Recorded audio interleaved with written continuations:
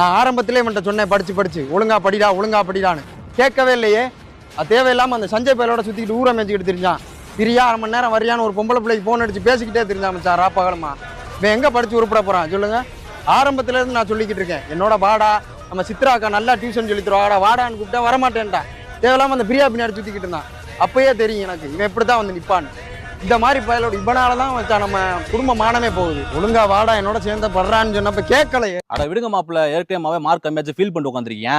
இல்ல மச்சான், நம்ம குடும்பம் எப்பேற்பட்ட குடும்பம், நம்ம குடும்பத்தை அசிங்கப்படுத்துறதுக்குன்னே வந்து பறந்து தொலைஞ்சிருக்கான். இப்போ நான் நல்லா தான் படித்தேன். ஆமாப்ல, நீங்களும் 12th இப்போ எழுதி முடிச்சீங்க. ஆமா மச்சான். உங்களுக்கு இப்போ ரிசல்ட் வந்திருக்கும். ஆமா. நீங்க எவ்வளவு மார்க் எடுத்தீங்க? நான் சென்டம் மச்சான். ஏன் சொல்ற? சென்டம்னா 100 மார்க்கா? ஆமா. எல்லாம் பார்த்து கத்துக்கமா அவனே. 100 மார்க் எடுத்துக்கா மாப்பிள்ள. நம்ம குடும்பத்துக்கு எவ்வளவு பெருமை பத்தியா? எத்தனை படத்துல மாப்பிள்ள 100 எடுத்தீங்க? என்ன மச்சான் சின்ன பிள்ளை மாதிரி கேள்வி கேட்கறிய? எல்லா படத்தையும் சேர்த்து 100 தானே.